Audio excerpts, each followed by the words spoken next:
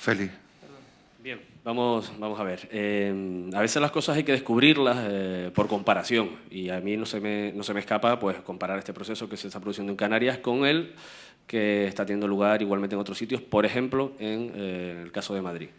Digo esto porque no sé si es que las primarias, y perdonen el desconocimiento, tienen siempre un idéntico procedimiento, hay que cumplir siempre con una serie de cuestiones, requisitos ineludibles, pero sí tengo una curiosidad, porque, por ejemplo, uno de los argumentos que más han utilizado en la campaña, en este caso, de Trinidad Jiménez en Madrid, son las encuestas. Eso que allí sí se ha utilizado, se utiliza, digamos, por decisión propia de los socialistas madrileños. ¿Por qué no se ha utilizado en Canarias ese argumento también para que los militantes al final decidan lo que quieran? Lógicamente ellos son los soberanos. El tema de las encuestas, ¿por qué no ha salido en las primarias en Canarias? Y no lo digo, bueno, puedo presuponer en qué dirección apuntarían, pero desde luego no lo sé. Y me gustaría que con la claridad habitual que te expresas me lo explicaras.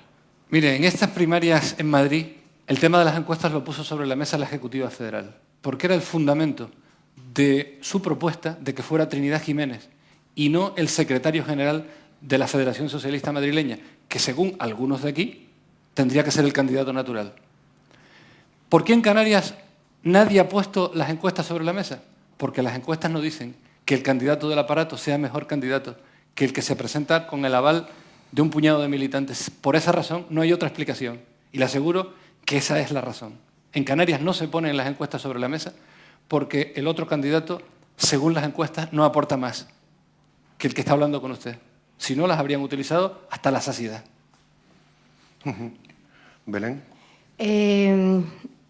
A mí no se me quita nunca la impresión, y no se me quita de verdad, Santiago, pero no de antes de que presentara usted su propuesta de candidatura, sino desde el mismo Congreso Regional que hubo. ¿Qué diferencias hay? Habla usted de una diferencia de estrategia. En últimas entrevistas se recalca mucho, hoy mismo lo he leído, que no es lo mismo. ¿Por qué se tiene que ir de víctima con el PP? ¿Por qué se tiene que pactar con CC? Tiene que haber algo de más calado. Santiago, tiene que haber algo de más calado y de más fondo, que es una simple cuestión de estrategia. Pues ustedes se llevan bien, ustedes dos, don José Miguel Pérez y usted. En fin, no somos amigos porque no hemos tenido ocasión de compartir experiencias vitales, pero tenemos una relación cordial. En fin, hasta afectuosa. No somos amigos. Respóndame al resto. Mire, la política, como la vida, es compleja, pero a veces hay cosas que son sencillas y hay que explicarlas así. Mire, el Partido Socialista se ha desdibujado en el paisaje político canario durante 3 lustros. Y esa posición, esa realidad, tiene responsables que nunca la asumirán. Y hace 4 años, en un momento que no era un momento idílico para el Partido Socialista, el Partido Socialista Canario, con una propuesta audaz, defendida por un dirigente que resultaba creíble para hacerlo, primera fuerza política del archipiélago, de 17 diputados a 26. Esto es un tema que no se puede perder de vista, porque cuando uno intenta configurar una estrategia hacia el futuro, olvidando el pasado, está cometiendo una imprudencia temeraria.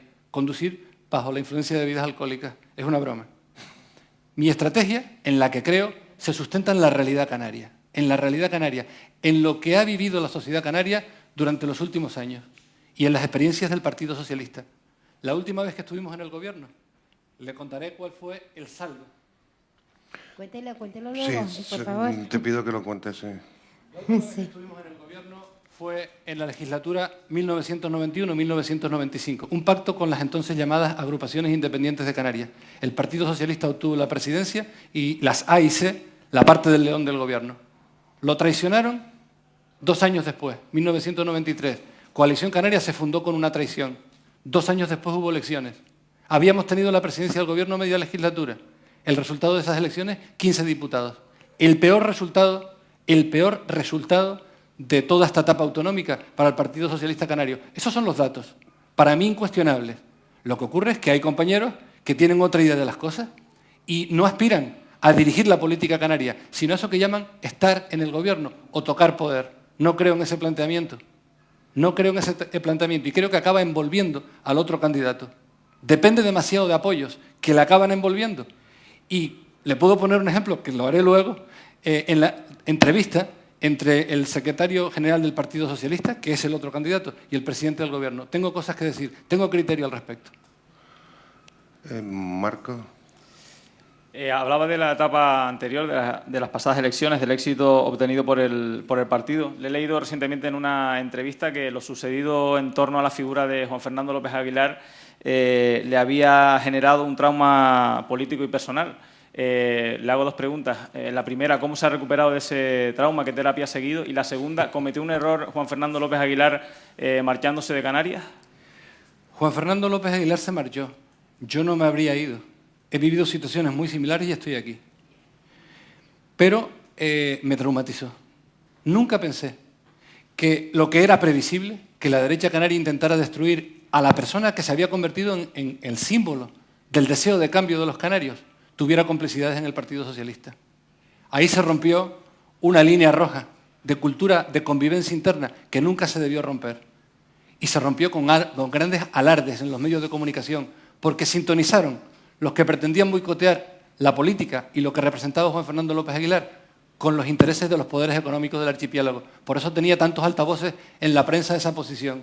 Me traumatizó. ¿Qué quiere que le diga? Eso nunca lo habrían hecho Partido Popular ni Coalición Canaria si hubieran tenido la suerte de un dirigente, de un líder con esa pegada. Si siguen paseando a Paulino Rivero y a Soria llenos de achaques y el Partido Socialista se permite contribuir a deteriorar un líder que representaba el deseo de cambio del pueblo canario.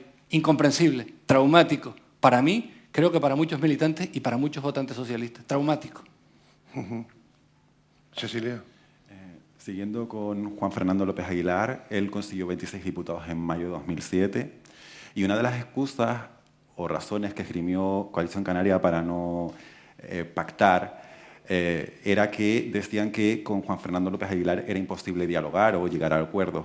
¿Usted cree que de sí mismo que tampoco se puede dialogar con usted, que usted es incapaz de llegar a acuerdos, como algunos piensan o como algunos le achacan? Mire, lo de Juan Fernando Canarias, uno no puede estar condicionado por los que la destruyeron. Por eso creo que la estrategia es una estrategia de perfiles claros que convenza a la ciudadanía que este tipo de gobiernos son una plaga para Canarias y que la herramienta de la sociedad canaria es un partido socialista muy comprometido con las reformas que Canarias inaplazablemente necesita. Los discursos son compatibles, las estrategias distintas, claramente distintas. Se percibe todos los días, no en el discurso, sino en la actitud. He puesto estos días... Félix. Bien, vamos a ver. A veces las cosas hay que descubrirlas por comparación y a mí no se me escapa pues comparar este proceso que se está produciendo en Canarias con el que está teniendo lugar igualmente en otros sitios, por ejemplo, en el caso de Madrid. Digo esto porque no sé si es que las primarias, y perdonen el desconocimiento, tienen siempre un idéntico procedimiento, hay que cumplir siempre con una serie de cuestiones, requisitos ineludibles, pero sí tengo una curiosidad, porque, por ejemplo, uno de los argumentos que más han utilizado en la campaña, en este caso, de Trinidad Jiménez en Madrid, son las encuestas. Eso que allí sí se ha utilizado, se utiliza, digamos, por decisión propia de los socialistas madrileños. ¿Por qué no se ha utilizado en Canarias ese argumento también para que los militantes al final decidan lo que quieran? Lógicamente ellos son los soberanos. El tema de las encuestas, ¿por qué no ha salido en las primarias en Canarias? Y no lo digo, bueno, puedo presuponer en qué dirección apuntarían, pero desde luego no lo sé. Y me gustaría que con la claridad habitual que te expresas me lo explicaras. Mire, en estas primarias en Madrid, el tema de las encuestas lo puso sobre la mesa la Ejecutiva Federal, porque era el fundamento de su propuesta de que fuera Trinidad Jiménez y no el secretario general de la Federación Socialista Madrileña, que según algunos de aquí tendría que ser el candidato natural. ¿Por qué en Canarias nadie ha puesto las encuestas sobre la mesa? Porque las encuestas no dicen que el candidato del aparato sea mejor candidato que el que se presenta con el aval de un puñado de militantes. Por esa razón no hay otra explicación. Y le aseguro que esa es la razón. En Canarias no se ponen las encuestas sobre la mesa porque el otro candidato, según las encuestas, no aporta más que el que está hablando con usted. Si no, las habrían utilizado hasta la saciedad. Belén. A mí no se me quita nunca la impresión, y no se me quita de verdad, Santiago, pero no de antes de que presentara usted su propuesta de candidatura, sino desde el mismo Congreso Regional que hubo. ¿Qué diferencias hay? Habla usted de una diferencia de estrategia.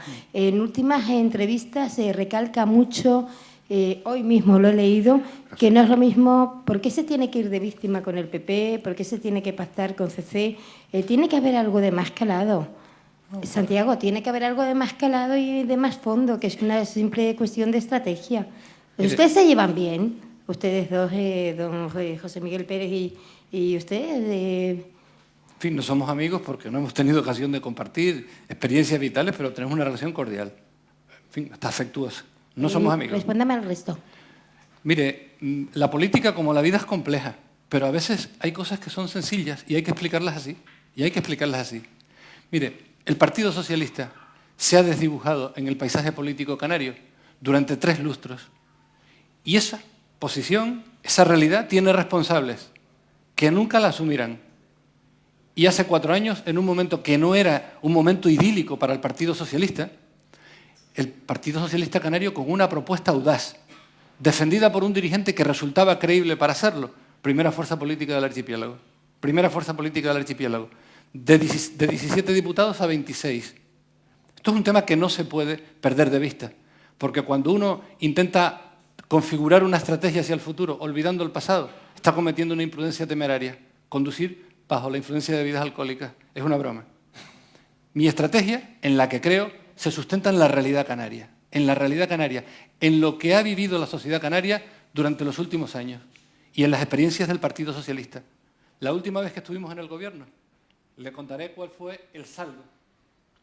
Cuéntelo luego, Sí, por favor. te pido que lo cuentes, sí. La última vez que estuvimos en el gobierno fue en la legislatura 1991-1995, un pacto con las entonces llamadas agrupaciones independientes de Canarias.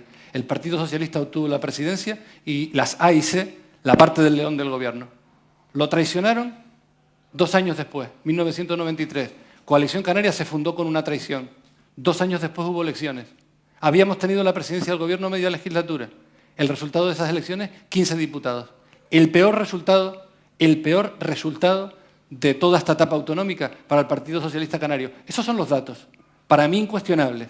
Lo que ocurre es que hay compañeros que tienen otra idea de las cosas y no aspiran a dirigir la política canaria, sino a eso que llaman estar en el gobierno o tocar poder. No creo en ese planteamiento. Y creo que acaba envolviendo al otro candidato. Depende demasiado de apoyos que le acaban envolviendo. Y le puedo poner un ejemplo, que lo haré luego, en la entrevista entre el secretario general del Partido Socialista, que es el otro candidato, y el presidente del gobierno. Tengo cosas que decir, tengo criterio al respecto. Marco. Hablaba de la etapa anterior, de las pasadas elecciones, del éxito obtenido por el partido. Le he leído recientemente en una entrevista que lo sucedido en torno a la figura de Juan Fernando López Aguilar le había generado un trauma político y personal. Le hago 2 preguntas. La primera, ¿cómo se ha recuperado de ese trauma? ¿Qué terapia ha seguido? Y la segunda, ¿cometió un error Juan Fernando López Aguilar marchándose de Canarias? Juan Fernando López Aguilar se marchó. Yo no me habría ido. He vivido situaciones muy similares y estoy aquí. Pero me traumatizó. Nunca pensé que lo que era previsible, que la derecha canaria intentara destruir a la persona que se había convertido en el símbolo del deseo de cambio de los canarios, tuviera complicidades en el Partido Socialista. Ahí se rompió una línea roja de cultura de convivencia interna que nunca se debió romper. Y se rompió con grandes alardes en los medios de comunicación, porque sintonizaron los que pretendían boicotear la política y lo que representaba Juan Fernando López Aguilar con los intereses de los poderes económicos del archipiélago. Por eso tenía tantos altavoces en la prensa de esa posición. Me traumatizó. ¿Qué quiere que le diga? Eso nunca lo habrían hecho Partido Popular ni Coalición Canaria si hubieran tenido la suerte de un dirigente, de un líder con esa pegada. Si siguen paseando a Paulino Rivero y a Soria llenos de achaques y el Partido Socialista se permite contribuir a deteriorar un líder que representaba el deseo de cambio del pueblo canario. Incomprensible, traumático. Para mí, creo que para muchos militantes y para muchos votantes socialistas. Traumático.